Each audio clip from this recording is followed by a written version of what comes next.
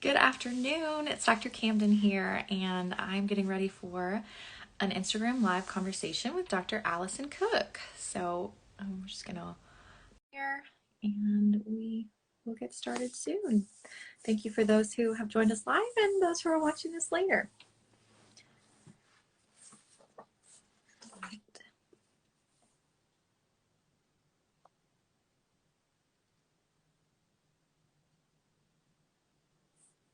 So we are waiting for Dr. Alison to join us. She's going to be talking about her new book, The Best of You, which I read and loved and have been recommending to a lot of my therapy clients and on social media to my community here. And it's just such a great book about emotional and spiritual health. So I've been so excited to ask her some questions about it and see what she wants to share with us today.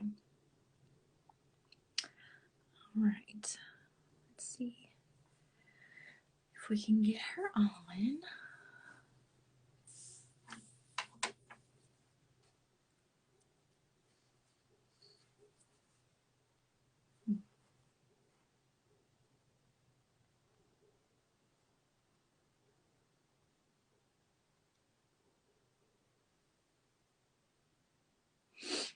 Okay.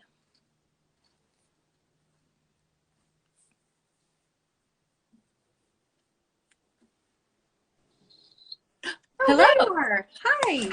That was like the most successful going live I've ever done. It was Oh, just amazing. good. Oh, Yeah, good. I'm sometimes so it's so glad. hard and you're trying to find people, and that was amazing. Yeah, good. I'm glad. Yeah, sometimes it gets a little scary. You're like, is this happening? Yeah. She's Like coming, but what's yes. the so good to see you. You Happy too. Tuesday. Where Thank are you? you. I'm in Knoxville, Tennessee. Oh, nice. Okay. Yeah, it's so nice to meet you, Dr. Allison. Thank you for joining me. I was so excited when you agreed to do this with me. Um Oh, I'm so glad to do this with you. It's great. We've it's been really fun to connect through this book launch and to learn more about what you're doing, and I'm thrilled to be Thank here. you. Yeah, Yeah. thanks. Yeah. So we're both psychologists and we both are really passionate about the integration of psychology and Yeah. spirituality. And so I have Yeah. recommended your book to a lot of my therapy clients in my private practice and then shared a lot about it with my social Gross. media community Uh-oh. too. So um, Oh, good. there, yeah. So You I froze for thought a this second, would but you're there. Okay, so I thought this would be a great opportunity to just dive more deeply into some of the topics of the book. So, I, so yeah, I'm going to get thank you. started That's by, awesome. yeah, I'm going to get started by reading your bio to people. So if you're not familiar with Dr. Alison Cook, she's a psychologist, podcast host, and the author of 2 books, including her new book, The Best of You, which is what we're going to be talking about today, and Boundaries for Your Soul. For 20 years, Alison has helped women forge healthy relationships and say yes to the life God has for them. Each week, she provides encouragement to over 70,000 people through her weekly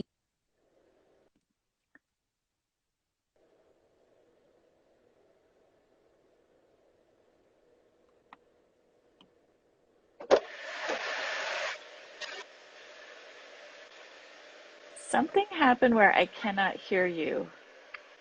Dang it. Can you hear me? I cannot hear you. I stopped being able to hear you.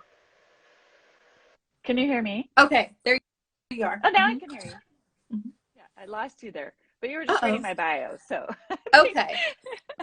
Yeah, I was just reading her bio, and now I said maybe you can introduce yourself a little bit more and share more about your okay. work and how the book came about. Yeah, thank you. I want to learn more about you too. So we'll have to add a little bit of back and forth. My I've been practicing for about 20 years, like as you said, and everything I do is kind of integrating faith with psychology.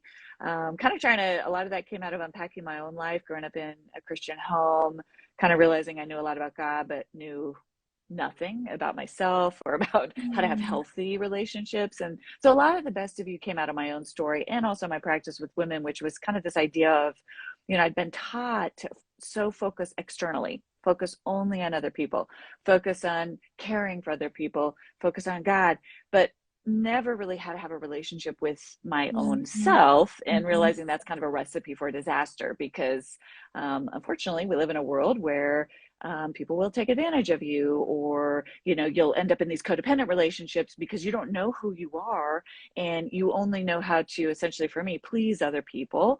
And so kind of trying to unpack that in my own life, unpack that for a lot of my clients that were coming my way, is how the best of you came into being. Like, what is this idea? When I was in graduate school, I became fascinated by this idea of selfhood. What does it mean to become a self? But primarily I was reading that obviously through non-Christian necessarily, like Carl Rogers, Carl Jung, Kierkegaard talks a lot about the self, although he is a Christian. A lot of the philosophers are talking about the self as this thing that's okay, whereas it kind of like in my background, it was like it was bad. Self is bad. We should move away from self, and kind of realizing, no, there is a self. And then I stumbled upon internal family systems therapy, which we don't have to go into, which really helped me understand, no, there's a self at the center. And that got me into this idea of what Henry Nouwen talks about, which is this place inside us where we can lead ourselves. And that just kind of, that whole journey for me has just been trying to figure out how to have that internal, it's not at the exclusion of, listening to other people and listening to God, and also listening and learning how to pay attention to my own inner resources. Yeah. I love your emphasis on the self, because I think it is an overlooked concept Yeah. for many Christian women, in particular, I find in my practice. So I'm in Tennessee. I'm in private practice, and most of my clients are Christian women and Southern Christian women. And so topics of problems with boundaries comes up a lot. And I'm always thinking in my mind, is this because they're Christian? Is this a female thing? Is this a Southern thing? I think it's all of the above. It's just all three of those cultures just didn't really teach people about boundaries and about selfhood. And so so that's why I've recommended your book, and a lot of good therapy sessions have come from clients reading that and then bringing those topics in for discussion. So so going along with like boundaries, codependency, you write about, you talk about using your voice.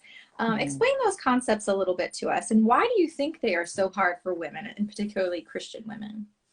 Yeah, I think so. In the book, I really I go all the way through codependency, all the things that keep it, because we oftentimes jump to boundaries. I need better boundaries. But what I found, especially working with Christian women clients, is we kind of have that idea and we know, but you have to have a core sense of self to even be able to do that. Oftentimes, setting boundaries evokes a lot of anxiety. It pushes up against old conditioning, right? That fawn response, we're supposed to be in a certain way. So, okay, I'll go set boundaries, but then I'm going to have this huge inner backlash of guilt, of shame, of I'm a bad person. And so I kind of walk through the inner healing that we have to do almost sometimes before we can screw up the courage to set those healthy boundaries that we need. Codependency, how I look at it as just, it's a betrayal. It's sort of, instead of doing the work to heal our own self, we pour ourselves into the work of fixing someone else. It's like, we look for a project, we look for a person, and it happens subtly. It might even happen in a well-intended way. I can just sort of build my life around helping this other person, and that's not all bad unless we're betraying our own work or not doing our own work simultaneously. A healthy relationship requires two people who are each doing their own work to become whole, to become healthy selves, to come together. So if one person is like, I'll do my work through helping you do your work, you get into this codependent relationship where one person is not bringing their own self into that relationship. And that's where oftentimes we run into, well, I need boundaries. Well, yes. And also we need to heal that sense of self so that we can kind of become the person we're supposed to be, which then the boundaries flow from there, which is, well, this is the person I am. This is the person I want to be. This is the person I need to bring into this relationship. And so I begin to move toward health, which automatically means I've got to start setting up those healthy guardrails. Okay. Yeah, that's a helpful distinction, because sometimes I think as a therapist, sometimes I start with boundaries, and maybe I need to be starting more with a sense of self and helping my clients develop that so that the boundaries flow out of that. I think if you've got a client who can do, if we start talking about boundaries and they go out, they're like, oh yeah, this is working, right? You've got some self there. They can, right? But what happens is, and especially what I began to see is, we kind of have the conversation, but it wasn't happening. Mm-hmm. And that's what I go through in chapter 6 on boundaries. You know, early on, I had this client. She wanted to set boundaries. She wanted to set boundaries every week, Groundhog Day, not setting the boundaries, right? Yeah. So I was like, well, what else is going on here? And that was my cue. There's other wounds to the self that are getting in the way, that are kind of trumping. So in that Mm-hmm. moment, it's like, I know I need to do this, but nope, yes, sure, I'll do whatever you want me to do, right? That fight, flight, Yeah. that freeze fawn response just Yeah. kicks right in. Uh-huh. And so that's when we go, okay, there's some healing that needs to happen to the self to allow that assertiveness, the Mm-hmm. empowerment that's required to do Okay. the brave work of setting the healthy boundaries. Yeah. Yeah, that makes a lot of sense. Yeah. Mm-hmm. Um, I have heard you on your Enneagram Coaches podcast, I believe. Mm-hmm. I think I've heard you Yeah, talk. yeah, Is your Enneagram type, is it a two? I can't remember. yeah. I go back and forth with Beth on this. I'm like, is it possibly be a 2.5? Uh-huh. Because I am, so I believe I'm a 3. Okay. That's what but I operate in the world as a 2, and I believe that's Mhm. my Christian woman conditioning. And Okay. so it took me years to realize actually underneath. So I had a lot of, when I began to realize I was more of a 3, I was more Mhm. driven by some of those 3 fears and Mhm. motives. I had a lot of shame around that because Mhm. as a woman, and a woman who grew up in evangelical culture, it Mhm. was like that wasn't okay, Mhm. to worry about excellence, to Mhm. want to have some goals, to want to be achievement oriented. I felt like I had to kind of hide that. Mhm. So I am a 3 with a very strong 2 Okay, yeah. I can wing. remember if I had heard that, but I have also noticed maybe a like an overabundance of Enneagram twos in the Christian women that I Yes, counsel. And I wonder 100%. how much of that is the socialization. And I like what you said about like maybe your ambition or your drive or your goals that really wasn't acceptable, but it was acceptable to want to help others achieve That's their right. goals or That's to right. channel that into helping others. And so it's almost like maybe people really are at the core a 3 or any other type, but it's just been shown externally as a 2 because that's Exactly. socially acceptable. Do you think that could be? Oh, if I had a dollar for everyone, once the Enneagram kind of came into being, almost every female Christian client was either a 2 or a 9. And Yeah. I'm always, and every time that I'm like, let's think harder. That's Yeah. just that's the conditioning is, you can be a 2 and help people, or you can be 9 and be kind of demure and peacemaking, right? Mm-hmm. And often I see over and over that is sort of a fault, it's sort of Mm-hmm. it's just, and that is exactly what happened to me. It's like, Yeah. I'm a 2. And then it was like, and I wanted to be a 2, because that's what we're supposed to be. So yeah, I do see that. I think that's inaccurate. I think you're wise to Yeah. kind of put your finger at Yeah. that. I think that's Yeah. a really good thing to go, let's hold that and just see what else might Yeah. be there. Yeah, yeah. Oh, interesting. Yeah. And you mentioned internal family systems, and you said we don't have to go Mhm. into that because that is Yeah. more, Yeah. therapy specific. But that's a newer approach that I've recently just Yeah. learned about in the last couple of years. I was trained in Yeah. CBT, cognitive behavioral therapy, and I use DBT, dialectical behavior therapy. Yeah. So that was a new concept to me. But I like the idea of befriending those parts of yourself, and that's language I Mhm. use a lot, like befriending your Mhm. inner critic, befriending your Mhm. protector, Mhm. and soothing them. Mhm. um, yeah, so how does that play into the work of, I guess, selfhood and setting boundaries Mhm. and some of these topics? Yeah, so the topic of my first book, Boundaries for Your Soul, Mm-hmm. is a Christian adaptation of the IFS model. And really that book is just a deep dive into the actual model. It's more technical. It the biggest thing for me, so in the IFS model, just I won't give but really it's simple. It's the idea that we all have many parts. And Mm-hmm. that was what was mind blowing for me. I was like, oh, you mean I can be both, you know, I can feel both conflicted between two good things. A part of me wants this, a part of me wants this, and both of those things are valid. And how do I negotiate between those two parts of me, right? Or a part of me can feel anxious about something and really excited about something. A Yeah. part of me can feel angry and empathetic. And Mm-hmm. this is where we get confused, we get chaotic inside. And so with the IFS model, this idea, what Richard Schwartz posed, is that there is a self, and he calls it, the capital S self, at the center of each of us that can sort of learn to lead these parts. And that, it's kind of like, that's why it's called an internal family. It's like if you're leading Mhm. your family and you got one kid wants to go here and one kid wants to go there and one kid wants Mhm. to go there and you want to go here. And it's like, okay, who's the wise adult in the room that's going to negotiate and say, look, we can't all get what we want. So we're going to come up with a compromise that works for all of us, right? That works the best for all of us. That's what we do in our external families. We look for harmony, and harmony is a hard thing to do. It's creating, in a family systems model, you're trying to make sure every part, every voice is heard and honored. Not one voice isn't Mhm. taking over the whole group, but also every voice is going to have to, compromise from time to time so that for the good of the whole. Well, he kind of took that and applied it to our inner world, which is, there are these different parts of me. Like the three part of me sometimes conflicts with the two part of me. The three part of me is like, I want to achieve, and the two part of me is like, but I need to pause and help this person. So which of those two in any given moment I've got to negotiate? And the whole thing there is that there is a place inside of us that helps us. It's the wise centered. He used the C words: calm, Mhm. curious, compassionate, courageous. Sometimes it has perspective, playful. And when you look at that, I started to go, that those are the qualities of what we talk about in Galatians of the spirit, right? Which comes to live inside of us from a Christian theology, right? The spirit, so we called it the spirit led self, where we're Mhm. leading ourselves and each of these parts of us from that calm, centered, patient. And if you think about the fruit of the spirits, I always like to think about Yeah. them applied inwardly. I'm being patient with this part of myself. I'm being kind to this part of myself that feels sidelined. I'm being faithful to this part of myself that really hasn't gotten a chance.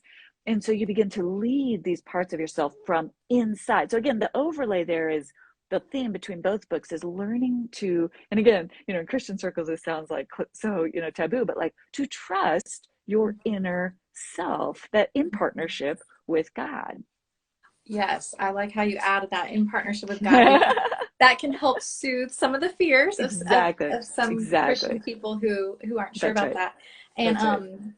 one of the I really liked in your book how you take a couple of commonly cited like biblical phrases or scriptures, Mm-hmm. and Mm-hmm. you honor Mm-hmm. what they intended, but you really debunk kind of the myth that has come from it. Mm-hmm. Mm-hmm. So one of them was like the heart is wicked and deceitful, which is kind of Mm-hmm. going along with this you saying like learning how to trust yourself in conjunction with Mm-hmm. the spirit.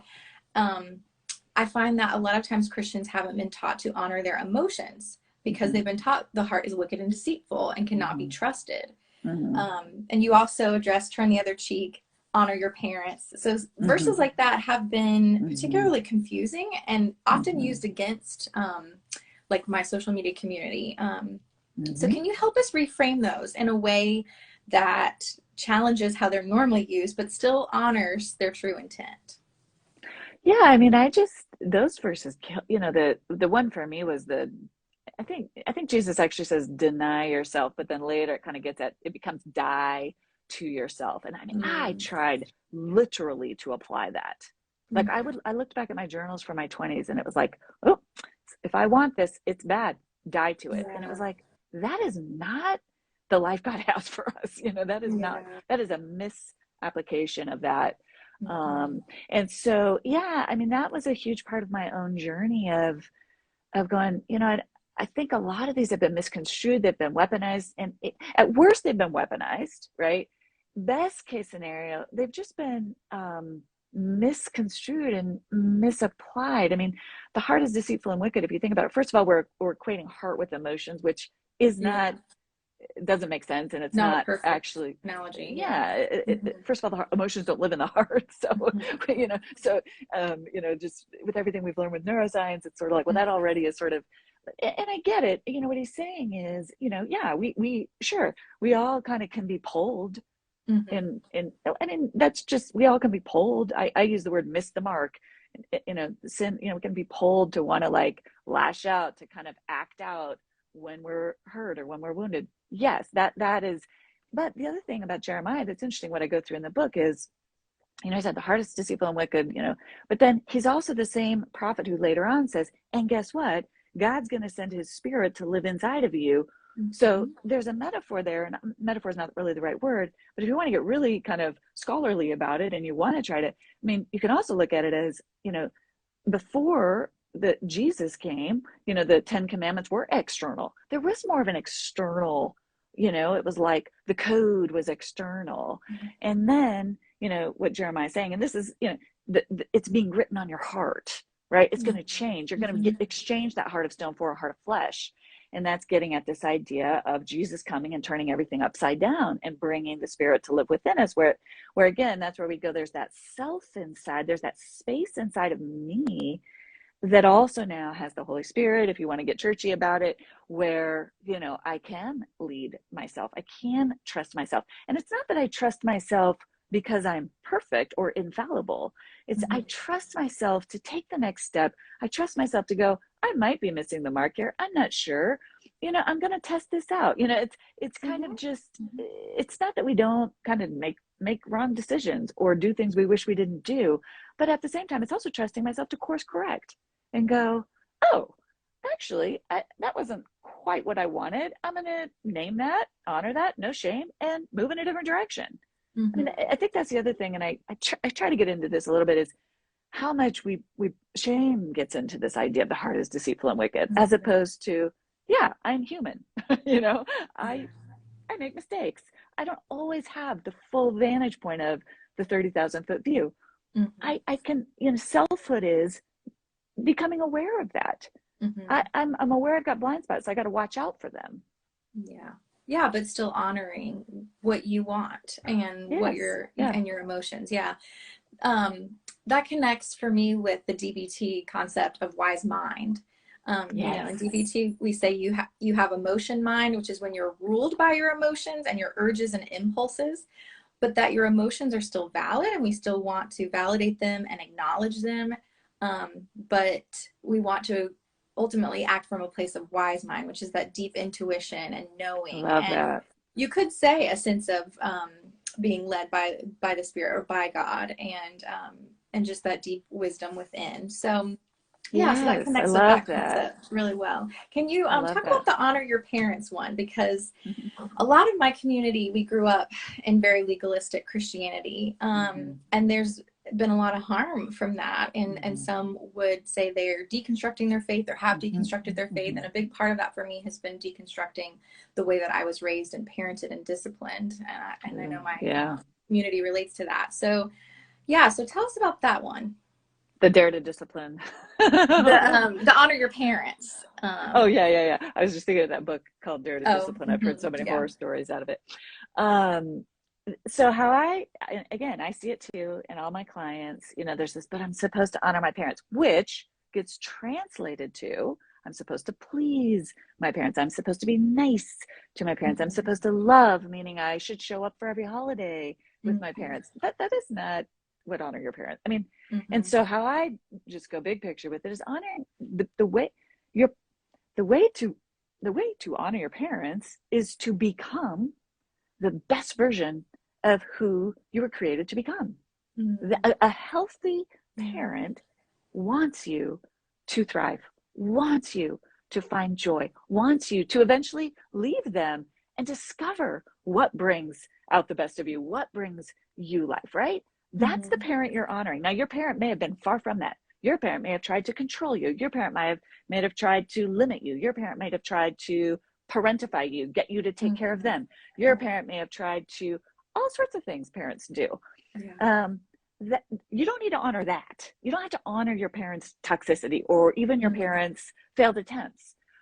In fact, that would be enabling, right? That would be, and so I kind of go through this thing of, you're not called to, stay in these toxic patterns of behavior. That's not honoring anybody. What is honoring is to go out and heal and live the life. They may not see it that way. That's what's hard. Your parents may not see it that way, depending on their level of health. But your job is to go out and live the life God's given you to live. Lean into your strengths, lean into your talents, heal, become a whole person, find that, discover that true self. And that is actually what brings honor to the people who may or may not understand that. And that's tricky to understand, right? But it's not honoring to your parents to turn yourself inside out to try to enable their unhealed pain. Yeah. It's not our jobs. It's not what I believe God meant by that. Yeah. What I hear a lot of is honoring means I should always please my parents. They should approve of everything I do. They should Exactly. agree with No. me and I should agree with them. And yeah, and that doesn't honor yourself really. And that doesn't honor the process of individuation, becoming your Right. own person, Right. differentiating from your family of origin and really Right. discovering who you are and what your beliefs are. And so I like how you said healthy parents will want Right. that for their kids. Correct. Your parents may or may not, but that doesn't mean you're wrong No. to go through that journey and that process of differentiation and becoming your own self. It just means it's Um, more painful because it is yeah, hard. We want yeah. our parents' approval. We're Mm-hmm. hardwired to want that. And so when we are actually doing something healthy and a parent is guilt tripping us or manipulating us to try to hook us back in, it feels weird Yeah, inside. It's hard. But I do think that that is the call is to become that true self and to differentiate. And sometimes honoring, as you said, is much less about pleasing. It's much less about gaining approval and more about honoring this life we've been given by our parents. yeah, It's a really hard one for many Christians who don't understand this. It kind of gets into this idea of submission and authority and power, yes. and same with Mm-hmm. spiritual abuse. You're supposed to honor your pastor. Well, no, not if he's mistreating you. No, you're not. Yeah. You know, Mm-hmm. we're fallible, and Mm-hmm. parents are in a position of authority. And if they're misusing that authority, it's our job to extract ourselves from that. Yes. Um, Yeah. and it's not going against. And then I say to people, I ask the question often, what can you say yes to? Some folks have to completely separate from, they can't have a relationship. Where I go Mm-hmm. with it is, what can you do? What can you do? Can you send an email once a month? Can Mm-hmm. you care for a physical need? What is a way you can kind of honor, quote unquote, a parent that doesn't do harm to you? Yeah. That's Yeah. It the doesn't have operative to be word. all or nothing. It That's right. doesn't have to be you're That's right. completely and always have your parents' approval or you have no relationship at all. That's right. There's Yeah. So sort of a finding a lot of room there healthy. for nuance. Yes. I think the book Boundaries by Cloud and Townsend really helped me when I first read that years ago. I think your book Boundaries for Your Soul would be helpful for that too. I also found Yeah. The Dance of Anger by Harriet Yeah. Lerner. Yeah. That's a really good one It's a great book. to help with that process. Do you have any others you would recommend? Lindsay Gibson's, what's it? It's something about, I forget the title. It's Adult Children of Emotionally Okay. Immature Mature Parents. parents. Okay. And I like how she phrases it as emotionally immature, because it's sort of like it gets aside from the other labels. It's just like there's an emotional immaturity there with your parent that shouldn't be there, because the parent's supposed to be the model of the wise mind, right? Mm-hmm. Ideally. Yeah. And so when they're not living from that, we didn't get that. So then we have to learn to cultivate that wise mind, as to use the DBT term, Mm-hmm. inside of us. And so I kind of that's a great book. She goes through a lot of really really interesting things about kind of the emotional. I can't. Adult Children of Emotionally Immature Parents is, I I think, think what the that's name of right. it It is. sounds It's good. familiar. Yeah. And we just got a question of how can we help them in their healing process? I think that was referring to parents. And I think that you would say it starts with us, right? It starts with Uh-huh. us having a strong sense of self and realizing we can't control them. And it's not Uh-uh. our responsibility Uh-uh. to get them to change or to get them to Uh-uh. be healthy. We can maybe recommend these books or say, here's what I've learned, but really it's on them to do that work. This is such a tricky. We want our parents to heal, right? And you have to Mm-hmm. go back and go, what? Because we want them to see us. Often as children, we want our parents, and you know 9 times out of 10 we're probably not gonna, we're not, that's not our job. Our job is to grow healthy, and as we grow healthy, maybe our parents will go, wow, something's changed about you. That's wonderful when that happens. Mm-hmm. But it Yeah. often doesn't. It often doesn't. And so Mm-hmm. if we're fixated on, I got to get my parent to get fixed, oftentimes we're staying enmeshed Yes. in that, in that system. And that goes back to what you were saying earlier about like codependency and also enabling Exactly. is if Exactly. you aren't changing and you're maintaining poor boundaries and Hmm. constantly needing to please your parents who are, if they're unhealthy people, then you're enabling them not to change. Exactly. So you changing, looking at yourself actually can be the best thing, I think, for you and potentially for them, because you're no longer participating in that pattern. You're no longer It's enabling them. by far the most effective when you start setting those boundaries and you start really moving toward health. It does shake things up in all relationships, and it's Mm-hmm. scary Mm-hmm. and it's hard, Yeah. and it is sometimes the best thing that can ever happen to other people. But you Yeah. don't know that in the moment. It doesn't feel like that when they're mad, when they're, but I see it time and time again. It's like that is sometimes the best thing you can do for them is Yes. to leave that toxicity and move toward health. And they're going to they might hate it, and it might be really Mm-hmm. hard. And guess what? They're going to have to confront themselves on some level. Right. Yeah. We got a lot of hearts there. So I know people can relate to that or resonate with that. Yeah. And you mentioned if your pastor is abusive, do not, Mhm. submit or honor him. And so moving on to, I wanted to Yeah, talk a yeah. little bit more about the church and spirituality, because I learned the term spiritual bypassing from you on Mhm. social media. I had not heard Mhm. that until I saw Mhm. one of your Instagram Mhm. posts, and I thought, oh, Mhm. this is the name for what I've Mhm. experienced and what Mhm. many people that follow me have experienced. Mhm. That like just minimizing and invalidation Mhm. of your emotions or your experience Mhm. using spiritual language. That's right. So your book touches on spiritual bypassing and church hurt and spiritual abuse. Mhm. You want to share more about those concepts and just how Mhm. they can affect people? Well, spiritual bypassing was when I stumbled across it because it was used by psychologists primarily, ironically. The first psychologist who was using it in the context of sort of some new age, some like, I'll just follow my bliss, not, Mm, it can happen in a lot of different ways in a lot of different contexts, right? And psychologists are like, well, okay, but we also need to deal with the pain here, right? Like, and mm, so I started going, wait, we do that as Christians, that's exactly, it's a different language, it's a yeah. different overlay, but that's what we're doing. We say, God will take care of me, God will handle it, or this terrible thing happened, I'll just trust God. And it's like, Mm, yeah, and also I might want to like go to the doctor, or I might want to mhm. like figure out how to be strategic, or I might want to figure out how to protect myself, right? I have a role to play in this. Mhm. With emotions, it happens all the time. I'm angry. Oh, you've got to we'll pray that away, and I'd see it in small groups. I'd see, like someone's, and just intuitively early on, even before I was like, that just doesn't feel right. Like, let's just pray that away. Well, it's there, like you Mhm. wouldn't say, if your kid came to you and was angry, it wouldn't be like, well, just send that away. It's like, tell me about it. Tell me about what's Mhm. going on. Talk to me about it. I'm here with you. That's how we need to be with ourselves.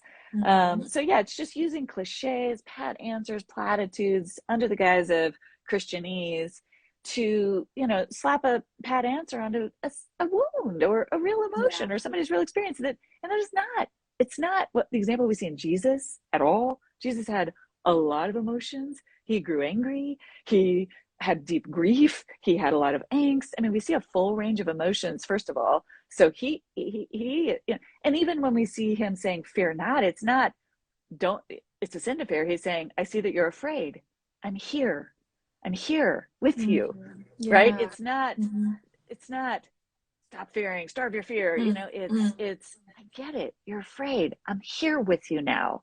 You know what I yeah. mean? It's so it's yeah, that's something that's really been, just I see it all the time. I got it. This role of emotions as bad as opposed to as Mhm. cues to pay attention to. Yes. Yes. And worth honoring. And so what you're Yeah, saying is Jesus didn't say starve your fear and, just send it away. He said, I see you. I see your fear. And he validated and acknowledged it first and said, I'm here with you in that fear. Which that's I how think I is, read it. yeah, so powerful if we can do that to ourselves and to our Exactly. emotions. Exactly. And I tell my I clients see all your the fear. time, your emotions really can lose some of their intensities, can, start to calm down and be more regulated if you're able to Yeah. attend to them instead of ignoring them. Exactly. Oh Mm-hmm. yeah. And that's the IFS model, is the minute you befriend the part, whatever it is, even the parts, the envy, the anger, the parts we've been taught are bad, you befriend them, they soften. It's like, tell me what's going on there. But you become sort of a student of your own soul. What's going on there? Why is that part of me feeling that way? And inevitably, and again, according to that, you get down to a tender emotion, which is, well, I'm sad, or I wish I had that, or and it's like, okay, let's be tender with that. And those emotions begin to soften because they're getting the care that they need. Yes. Then they don't And then have you can to. also guide yourself. Talking about boundaries, it's like the anger's a cue when it's like, I'm being hurt. Mhm. Okay, I need to not shove that aside. I actually need to put it out in front of me and go, something is happening here. How do I need to advocate for myself in a Mhm. healthy way? Mhm. Yeah. Yeah. What is this anger motivating me to do? What action? Yeah. Like wise mind action. Is it motivating me towards? Yes. But yeah, I Yes. hear a lot of that. Everything happens for a reason, Yeah. or I've just prayed and given it to God. Just it's in His hands, kind of I thing. And it's know. like I feel like those terms are either used because of that person's own discomfort with ambiguity Mhm. or with discomfort itself, or because it's easier to take a passive coping approach than an active one. I'm just prayed and give it to God, and then it's kind of like out of my hands, and I can be passive and not actively have to change, or it doesn't require Mhm. anything of me because I've just passively waiting on God versus seeking Him for what He might want me to do in this situation. Mhm. Might He want me to learn through this, or Uh, how could this be motivating me to action or to change? I actually call it in the book spiritual codependency.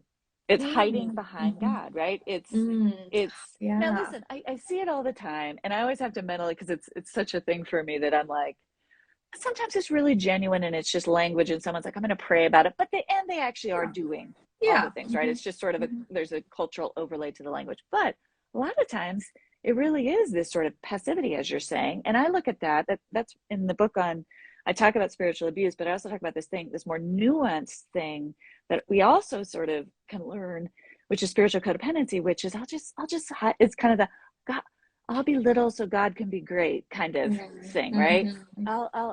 And it's kind of hiding, it's kind of outsourcing our own work, and I don't think Mm-hmm. that's the invitation from Mm-hmm. God. I think Mm-hmm. sometimes, at least in my experience, God is kind of, I use the analogy of, we as parents, again, raise our children to grow into maturity.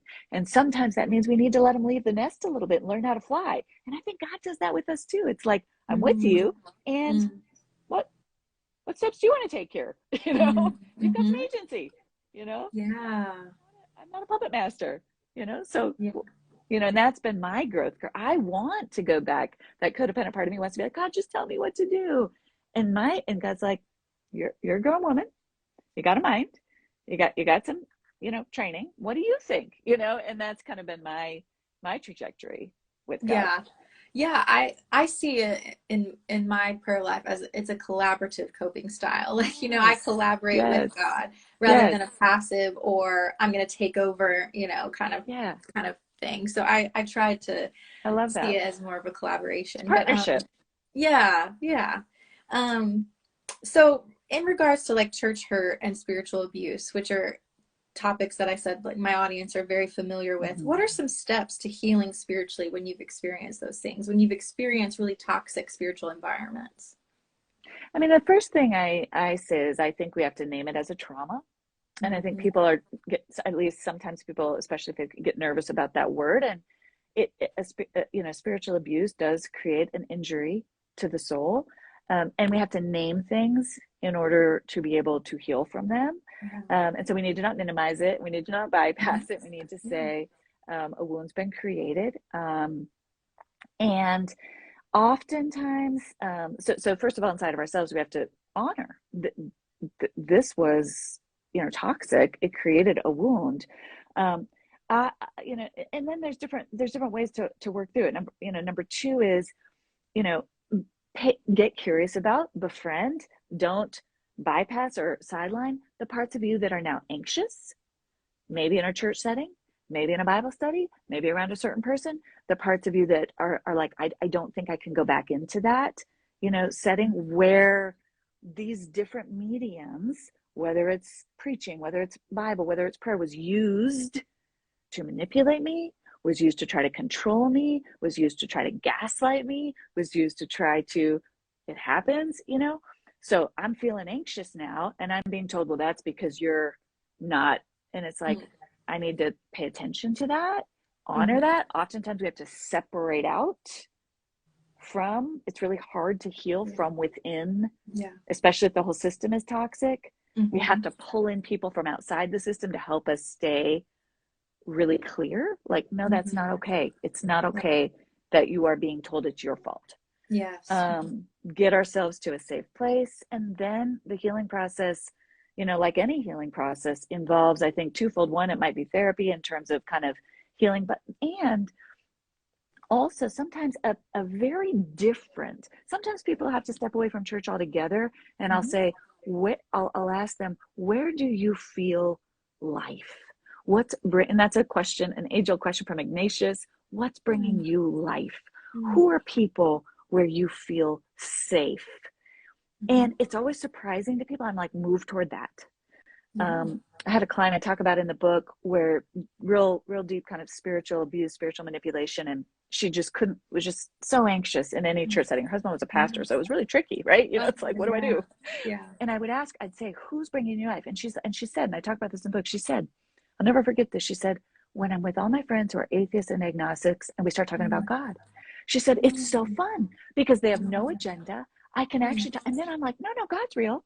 I know God. But in this space, there's no one's trying to control. No, we're just having an open, curious conversation. And I was like, that's bringing you life. And when we catch those glimpses, we are catching a glimpse of God. So you move toward what brings you life. Over time, maybe you do re-engage some of those spiritual practices. Maybe you engage them in a different way. You go to a different denomination, a different tradition, where they're, you know, you're not tapping on those old wounds. But it's okay to separate out and to try to notice God doesn't need to be in a building, you know. God can be found in other places. Yes. And that is a scary thing for some people to realize. But I offer faith reconstruction coaching. So coaching for people who have gone through or are going through deconstruction, but want to hold on to their faith, want to maintain a relationship with God. And it can be so freeing to give them permission to not go to church or not read their Bible. Like, it's okay to take a step back from those things for a time. It's okay to stop doing that when you find it so triggering, or it brings up this trauma response, or it feels really unsafe. But like you said, what places do you feel safe? And especially if you can find some community around that. I think so much healing can be done in community when there's been so much harm and trauma in community. So if it's like you said, this client who had a group of friends who were agnostic and atheist, or if it's a hiking group, you know, so some people feel really connected to God in nature. So so I always try to encourage some of those experiences before people feel safe and comfortable or want to integrate some spiritual practices back into their life. That's right, because there's that's what's so painful and awful about a spiritual trauma is that these are good things. These spiritual practices, the ways that we connect spiritually, are really beautiful things, and they've been robbed. And so I love what you do. I think that's so beautiful, because we do need, you know, it's like we're wounded by that, but then we do need places. We don't want to grow jaded or bitter. I mean, we might go through phases of that, sure, but we do want to. And so I love that you are someone who's holding space. You're standing in that gap and saying, we can be safer. We can talk about these things here. I think it's key to find someone, like maybe it's a spiritual director. Again, maybe it's someone outside of your tradition that looks a little different, but is holding space for you while you allow that pain to heal and reconnect to your spiritual practices. I love that. That's beautiful. Yeah, but it is a long journey for healing. It is. So many people have different prescriptions of what we should be doing. You know, there's not many people, I think, that would say it's okay to step away from church, or it's okay, you know, to take a break on these spiritual practices for a while you're sorting things out. But just that permission to breathe can be so freeing, and can give people just the relief that they need for a while. I always think to myself, what do we mean by church? Because so often we mean a building, and I'm like, that was not the first 300 years of, it was not a building. It was a group of people. You know, that's what it was. And so who's that? We so rigidly define, or what's a Bible study? Okay, it's people sitting around in a circle, you know. there's a lot of ways to think about these things, right? And Mhm. again, I mean, I'm a pretty orthodox Christian, so I'm not in any way, shape, or form, but it's like it's okay to rethink for a season. You know, what does this really mean? And Yeah. sometimes when we think about this word deconstruction, you know, it's kind of like rethinking. It's like Yep. what does this mean for me? It doesn't mean, you know, how do I experience God in a different way? And then oftentimes, sometimes I go full circle back to, I think this is getting closer to what actually the original intent was, you know? Yes, yes, So and that's my hope for people going through deconstruction or reconstruction is that they end up with a faith. This is how I feel the experience has been for me. I ended up with a faith that is truer and I deeper and love more that. nuanced and more open and accepting, and just more comfortable with ambiguity than it was before. And I feel like that is the goal, not um, not necessarily that it looks the same or that, you adhere to what other people want or approve of, but just that Exactly. I feel like I've reached a point of, or I am reaching a point of peace and congruence. Of course, it continues. It's a journey. Sure. But yeah, Well, and then but you're moving less, towards that. the more you know your own experience of God, you know, you may not want to join, but you're also more resilient in Mm-hmm. your spirituality. You know how to look out for yourself. You know how to, it's so funny. I'm too old. So when I went through my own, deconstruction wasn't a word, right? Right. Didn't Yeah. exist. So I never really thought about it that way. I was like, I always loved God. I never loved you.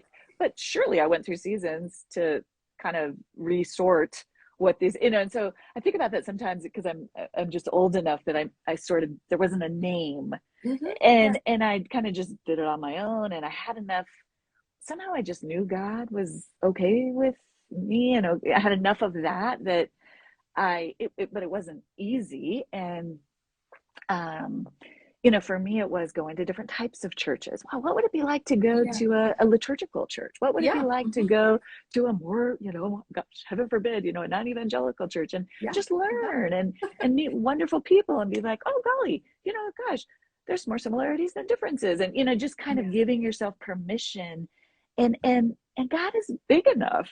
God is, and then you land where you land, and there's just so much spaciousness there, I think, and again, that word curiosity, getting curious and Yes. trusting that God's gonna keep with us. It's a collaboration, to use your words. Yes. Yes.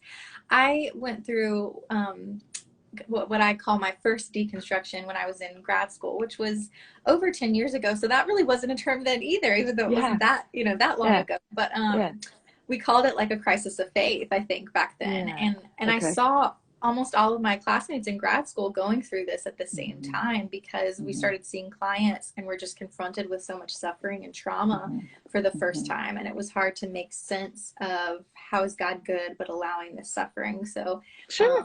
yeah, so It, that it, was my first experience with it. the other thing Mhm. for me when I hear that is like, I feel like that's maturity. I don't Mhm. even think, like, Yeah. why is this a bad thing? Of course we should be asking those questions. Like, that's, and the thing about the ancients and even psychologists is there's these seasons, even wilderness seasons or liminal seasons, where we're supposed to go through these seasons of, I don't, you know what I mean? It's not necessarily that. That's where I get confused by, why is this, I guess it's scary and hard. I don't want to minimize that, but why, from the church perspective, certain church perspectives, is this seen as you're losing faith? Yeah. And that's where I get it. It's like there's this idea we're supposed to stay like children, and I get the idea that, I talk about this in the book too, where yes, but to me, what Jesus is saying is that sense of childlike wonder, that sense of Mhm. curiosity, Mhm. not Mhm. emotionally immature, Right. which is, Mhm. I'm supposed to shut off my brain, shut off any, and just kind of stay, in this rigid, very childlike, it's like we're supposed to grow spiritually and Mhm. emotionally and Yeah. mentally. And God is big enough for all of that. Yeah, but maintaining that wonder. I like That that. wonder. Yeah, that And for me is, curiosity and yeah. yeah. Yeah, very nice. Um I wrote this in my review for your book, and I'm curious to ask you if you are comfortable sharing. Like, I wrote that I often feel like I am kind of in the middle path with faith. I'm not super conservative or super progressive, to use those terms. Mm-hmm. And some things I write challenge one or both of those viewpoints, and Mm-hmm. that sometimes I get Mm-hmm. criticism from either side. Mm-hmm. And I imagine Mm-hmm. that you experienced some of that too, because as I was reading your book, I was thinking, oh gosh, some people are going to be really uncomfortable when she's talking about agency and Right. spiritual bypassing, but then some people are going to be uncomfortable that she's even quoting the Bible or like talking Exactly. about who God created you to be. So yeah, do you experience that, and how do you navigate that? It's, I think there are more of us than, right, because what's easier is to kind of Box yourself. Mm-hmm. box yourself in. And I do, thank you for saying that. I saw that, Mm-hmm. and I tried that was a needle I was trying to thread. Yeah. I was like, I am not trying to, and I don't really have words for it because but it's something I struggle with all the time. I'm trying to stay true to what I believe about God, true to myself.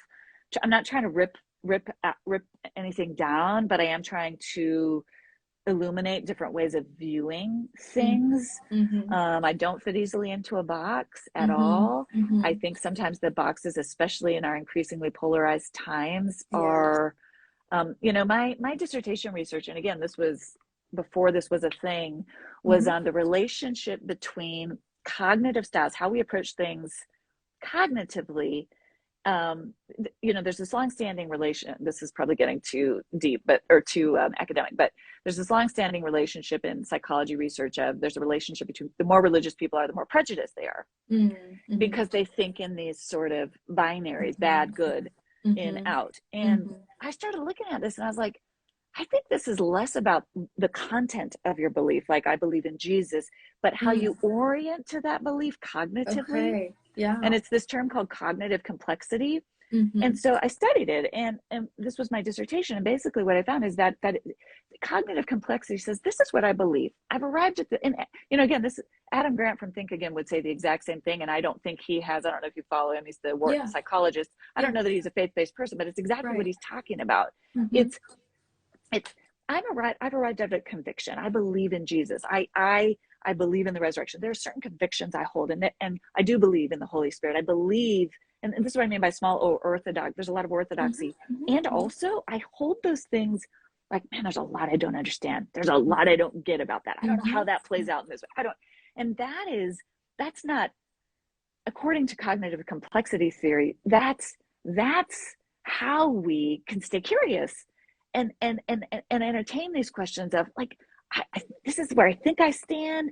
There's humility in it, but there is conviction in it, if that makes sense. And that's Mm-hmm. kind of what I hear you saying. And so Mm-hmm.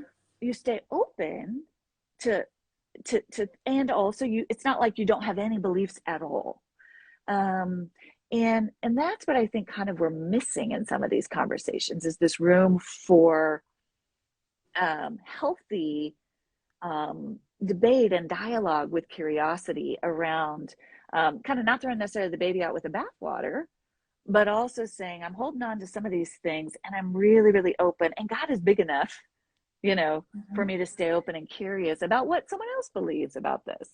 So yes, Yeah. that was a very hard needle that I was trying. That was a long-winded way of saying I really worked hard to thread that needle in the book, knowing that some was going Yes. to make people uncomfortable on all different sides, and that was kind of where I wanted to Right. land. Yeah, right. Yeah. I find myself doing the same thing as when I'm writing, thinking like, well, how is this going to sound to this group of people? And what's this group of people Yeah, going to say about this? And I'm just I like, oh, they're going to be mad I said this, and it's like, I'm driving myself crazy trying to please, 10 different groups of people or just hypothetical. And I I hear realized you. like, whew, got to come back to my center and come back to, the mission or like the passion I feel like God has given me to speak truth and to help people heal from some toxic Christian beliefs but hold on to their faith. And so Exactly. yeah, so if we God can do bless you. that. And I think there's a hunger for it, honestly. I just Mm, did a podcast episode on sin, and I was like, because I don't use that word very often because it's such a laden, it's been yes. used to hurt Hmm. people. It's been laced with shame, which I think is a big problem. And so I did, and I Yes. was scared, to talk about it. But I was like, if we look at it as missing the mark, and we kind of extract the shame from it and go, yeah, I missed the mark. Yes, I do. Hmm. And that does not mean I have to eviscerate myself, and that does not mean that I'm a bad person. Mm-hmm. It means I'm human. Anyway, all that to say, I was nervous, right, about using that word, but I was like, Yeah. I mean, we also have to be able to reclaim some of these words in a healthier way. Yes. So Yeah, that's I'm with good. you, and it's hard, and I think Yeah. it's really important though, and I'm glad you're doing that, Thank you. because I Yeah. just Well, think it's so important. reading your book and seeing people like you gives me more courage to do that too, because I realize Yeah. there are more of us in this, what I call the middle path, or in this place of wanting to call some of the church to higher standards and wanting to help Christians develop healthier beliefs and a healthier sense of self. And I write about purity culture and sexuality, so a healthier sense of their sexuality and their sexual values. And yeah, so we want to do that. And Yes. but yeah, but being sensitive to the hurt that people have experienced too. So yeah, it's a balance Yeah, to walk. Mm-hmm. it's but I think it's the harder way. I think that but I also, again, not to get churchy, but I look at the example of Jesus. He did not easily identify with any camp. He spent a lot of time with the quote unquote, right? I mean, he didn't, he often called out the religious leaders. He Mm-hmm. often spent a lot of time with quote unquote sinners and the marginalized. He it's, I think this is the work of becoming our truest, deepest selves. It is staying congruent with who we are, whoever the person is in front of us, and loving, coming, meeting whoever we're in front of with curiosity. But it's hard in a space also like social media, right, where everything is Yes, all uh, subject for, you're trying to get something really nuanced in a little square. I know. um, Yeah. so but I just think it's in some ways the harder way, the more nuanced way, but I think it's what people are starved for. I know I am. Yeah. Yeah. Well, I'm glad that there are more of us then who want it and who are working in this space. Yeah. And yeah, and that we're not forcing ourselves into the boxes that Yeah, really are easier, I think, to do that. it And would be easier. I sometimes see people who are doing that in my like niche, and they have, a lot more followers and more growth than Yes, I do, because exactly. I think those sound bites are more shareable and just, Totally. than Nuance sometimes what I write. nuance doesn't really like go Yeah. viral.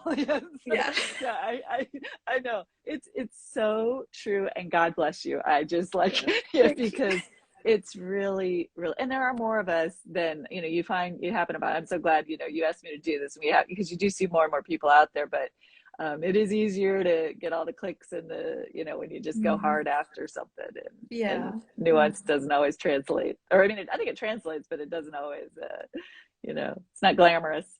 Right, right. Yeah. Yeah. Well, is That's there anything awesome. else you wanted to share with our listeners, or you want to share where people can find you and buy your book and support your work? Yeah, thank you. I have it right here. Here's my, yeah, again, and this book is interesting because it's like, people, like you said, it's kind of like, what do I do with this? But it was a really important book for me to write. It was the book I needed.